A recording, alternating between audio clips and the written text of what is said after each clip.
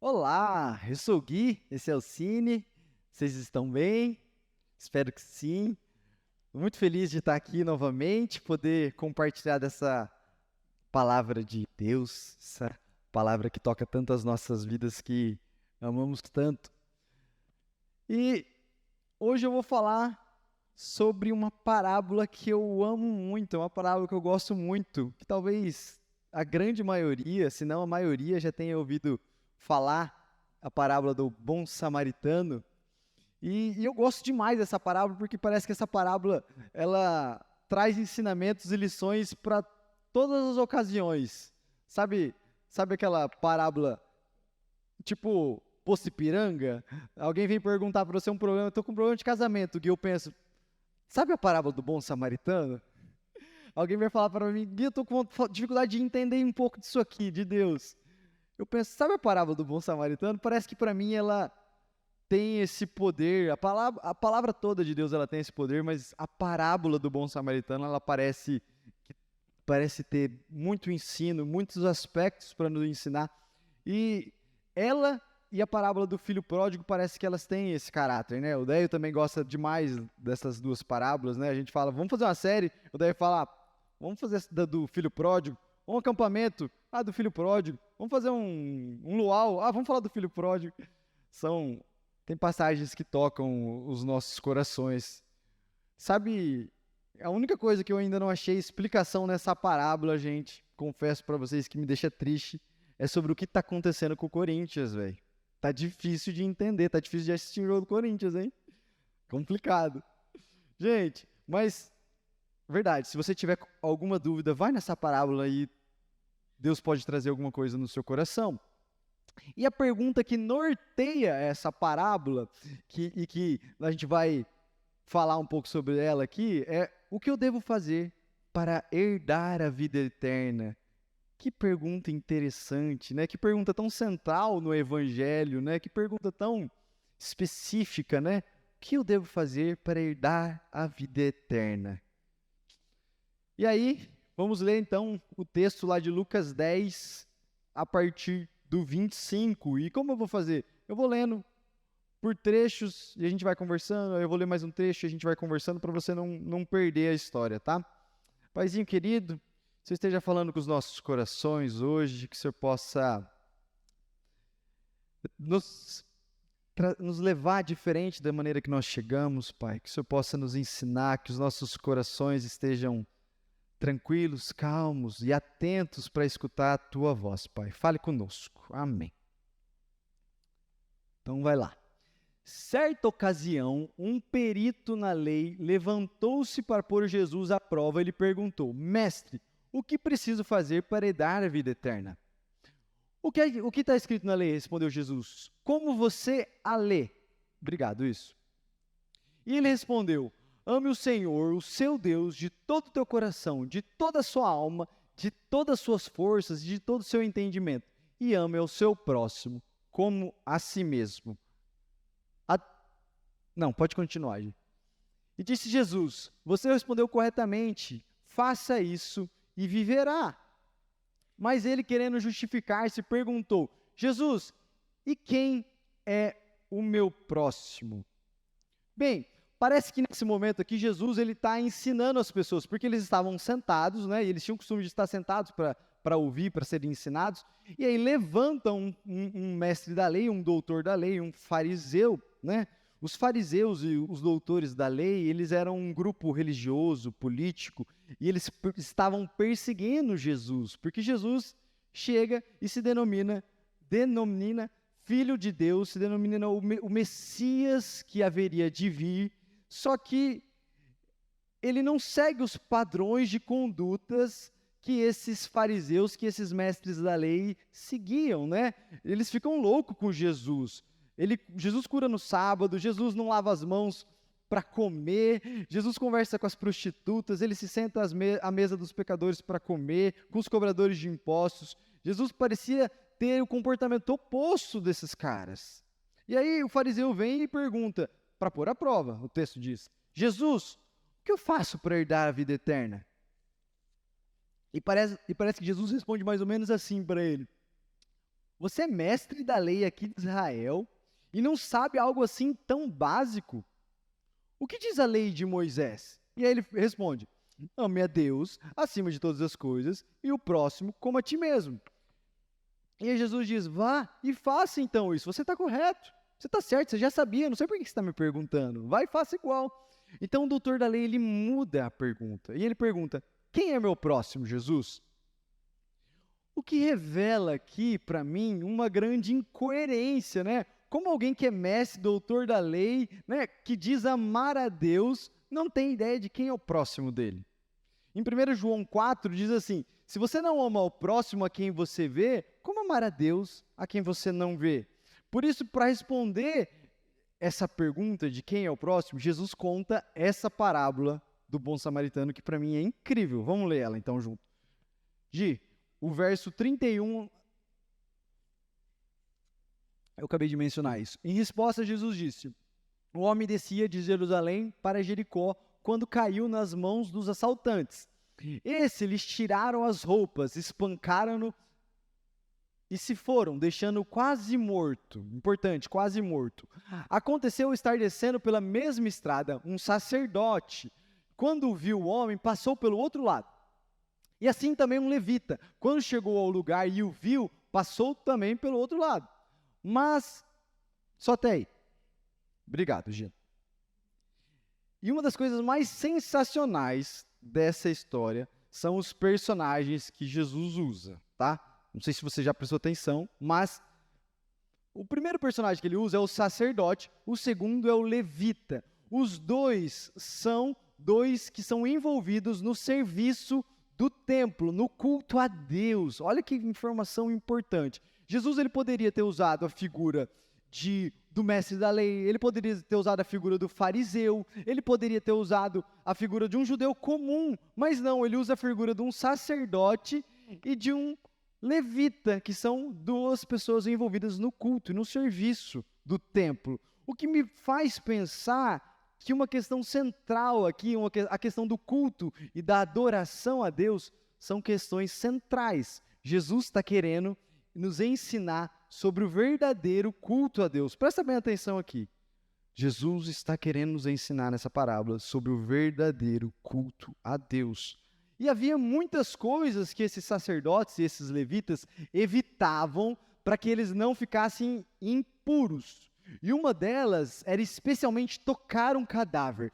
Eles acreditavam que só de você passar da sombra deles, tocar o cadáver, eles ficariam impuros. Então, por isso que a gente começa a entender do porquê que eles passaram para o outro lado da estrada, né? Nesse momento, provavelmente, eles estavam pensando assim, não posso correr o risco de ficar impuro, né? Eles não sabiam se o texto diz que aquele homem estava quase morto. Então, eles não tinham consciência ali se aquele homem estava vivo ou não. Então, para não correr o risco de ficar impuro, eles mudam de lado, né? Eu fico pensando que eles estão pensando naquele momento, eu não vou correr o risco de ficar impuro, né? E depois, como que eu vou exercer a minha função no templo? Como que eu vou cultuar a Deus se eu estiver impuro? Olha só, olha o pensamento deles. Como que eu vou cultuar a Deus se eu estiver impuro? E talvez, a pergunta importante aqui é, que tipo de culto é esse? Interessante perceber nessa passagem que diz que eles estão de Jerusalém descendo para Jericó. O templo ficava em Jerusalém. Então, muito provavelmente, eles já tinham acabado de sair do templo, acabado de prestar o serviço deles no culto, acabado de cultuar a Deus. Eles acabaram de sair do culto e eles estão descendo essa estrada, né? E o que me fez refletir sobre a nossa experiência nos dias de hoje. Porque a gente lê o texto, mas eu queria trazer um pouco para os dias de hoje. E eu fiquei pensando, refletindo sobre o tipo de culto que a gente vem no domingo. Que tipo de culto é esse que a gente vem no domingo?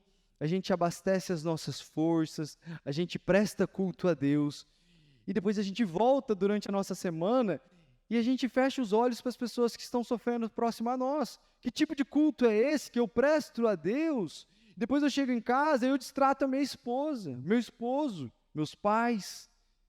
Eu saio daqui e eu distrato, eu maltrato o garçom que está me servindo. Que culto é esse que eu vou adorar a Deus, um Deus de amor, um Deus que cura as minhas feridas, e quando alguém está sofrendo, pedindo ajuda, nós pensamos, agora não, eu estou cheio de coisa para fazer. Deixa que o outro cuida dessa pessoa. E bem na hora, gente, bem na hora que eu estava escrevendo exatamente esse trecho da mensagem, Deus falou comigo. Porque eu acordei 5 da manhã para escrever o sermão. No sábado, eu acordei 5 da manhã porque eu falei assim, depois que os meus 2 filhos acordam, eu não consigo mais escrever, não consigo me concentrar, não consigo nem dar atenção para eles e nem me concentrar. Então eu falei, vou acordar 5 da manhã e vou escrever. Cara, eu acordei 5 da manhã, deu 15 minutos, o Pietro acordou, eu ouvi. Tava lá na sala, eu ouvi ele no quarto acordando. Falei, putz. E aí, daqui a pouco, a Laís acordou, tentou fazer ele dormir e ele não dormiu. E eu pensei comigo, né? Passou pela minha cabeça. Pô, 5 horas da manhã, a Laís deve estar cansada. Eu vou lá pegar o Pietro. Mas ao mesmo tempo, na minha cabeça veio, mas e a pregação? Como é que você vai lá pregar no domingo? Mas pela graça de Deus, bem nesse momento, nesse diálogo na minha cabeça, eu estava escrevendo esse trecho da mensagem, de forma que eu comecei a refletir que tipo de culto eu estou prestando a Deus. Eu me vi como aquele sacerdote pensando nas atividades que eu tinha para fazer e fechando meus olhos para aquilo que está acontecendo ao meu redor. E aí eu levantei, óbvio, fui lá, peguei o Pietro e deixei a Laís dormindo mais um pouco. Foi isso que eu fiz. E parece que o que Jesus está dizendo para aquele fariseu, para aquele mestre da lei, é isso que você chama de amar a Deus acima de todas as coisas e amar o próximo? Vir ao culto? Será que é isso mesmo? Será que esse é o Deus tão pequeno? E aí vem o que eu considero o que Jesus está nos trazendo, o verdadeiro culto a Deus, a verdadeira mentalidade do reino de Deus. Então vamos ver lá o versículo 33, 34, que é a sequência. Mas um samaritano, estando de viagem, chegou onde se encontrava o homem, e quando o viu, teve piedade dele. Aproximou-se dele, enfaixou-lhe as feridas, derramando nelas vinho e óleo. Depois colocou-o sobre o seu próprio animal e o levou para uma hospedaria e cuidou dele. Mais um. No dia seguinte, deu 2 denários ao hospedeiro e lhe disse, cuide dele, e quando eu voltar, pagarei todas as despesas que você tiver. Então Jesus, ali nesse momento, vira para o mestre da lei e pergunta, qual dos 3 foi o próximo do homem atacado pelos bandidos? E aí o fariseu responde, acho que é aquele que agiu com misericórdia, com piedade. E Jesus diz, vai, faça o mesmo. Quer dar a vida eterna? Vai e faça como esse cara. Agora presta atenção, lembra que eu mencionei sobre o personagem que Jesus usa para contar essa história? Presta atenção. O último personagem é um samaritano. E é muito importante você ter ideia, você saber quem é o samaritano. Porque para o judeu, o samaritano é um herege, um pecador, um sem lei, que violava as leis, que violava as tradições cerimoniais e de culto. Esse era o samaritano. Os samaritanos adoravam a Deus no Monte Gerizim, o que para os judeus era loucura, um absurdo, porque para eles o local sagrado de adoração era Jerusalém. Então presta atenção, olha que sensacional. Jesus usa a figura de um samaritano, de alguém sem lei, um herege para o judeu que está perguntando, e diz, esse é o homem que você deve seguir, vá e faça como ele. Jesus queria dizer que alguém que não agia com a mentalidade egoísta dos religiosos, porém agia com compaixão, com amor concreto, era quem de fato estava cumprindo os mandamentos de Deus. Ele sim estava cumprindo os mandamentos. Aqueles homens achavam que eles estavam prestando culto a Deus, o sacerdote e o levita, eles achavam que eles prestavam culto a Deus. Mas onde que estava o verdadeiro culto, a verdadeira adoração? Jesus está dizendo, aqui ó, isto aqui é verdadeira adoração. Vocês não estão entendendo nada. Isso aqui é verdadeira adoração. não é no templo, não é sacerdote, não é levita que adorou a Deus, foi esse que vocês chamam de pecador, mas que agiu com misericórdia aqui, no meio da estrada. Nesse momento eu imagino a cabeça do fariseu explodindo. Porque eles tinham muito preconceito com os samaritanos, eles tinham uma briga muito grande. E a lógica de Jesus é assim, ela explode a nossa mente. A lógica do reino de Deus, ela inverte toda a lógica da cultura. A lógica do reino de Deus, ela inverte toda a lógica da cultura. O Ed, ele fala assim, que o oposto do reino de Deus é o reino do eu. Aqui está alguém que vocês consideram que não cumpre a lei de Moisés, mas que está cumprindo a lei de Deus melhor do que qualquer um de vocês. Vá e faça como ele. Mas Gui, ainda não ficou claro para mim. Ainda fica a pergunta, quem é o meu próximo? E aqui é sensacional.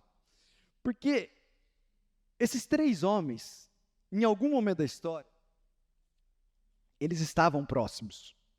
Em algum momento da história, eles estavam próximos. O sacerdote estava próximo e ele muda muda o lado da estrada. O levita, ele estava próximo e ele muda o lado da estrada. Mas o samaritano, diz a história, eu gosto da outra versão que diz assim, teve compaixão e foi até o homem ferido, cuidou das suas feridas. Olha que importante, compaixão, cuidou das suas feridas e protegeu aquele homem. Ele levou aquele homem e pagou uma hospedaria, para que enquanto aquele homem estivesse ferido, doente, machucado, ninguém mais machucasse ele, ninguém mais abusasse dele, ninguém mais roubasse ele. Então ele teve compaixão, ele cuidou e ele protegeu aquele homem. E a pergunta do fariseu para Jesus é, presta atenção nisso, gente. A pergunta do fariseu para Jesus é, quem é meu próximo? Mas Jesus inverte a lógica. Porque Jesus diz, quem dos 3 se fez próximo? Isso aqui é sensacional. Porque ele pergunta, quem é meu próximo? E Jesus disse, não. Quem se fez próximo? A questão não é quem é o seu próximo, não é uma coisa física, tá? Ali todos fisicamente estavam próximos. Mas quem se fez próximo? Quem é meu próximo é muita gente. Olha aqui no Cine, é muita gente. Se a gente for olhar dessa maneira, é muita gente para a gente cuidar. A gente não dá conta, não tem como. Mas a questão é como eu me faço próximo daqueles que estão perto de mim e estão precisando de ajuda. Essa é a questão.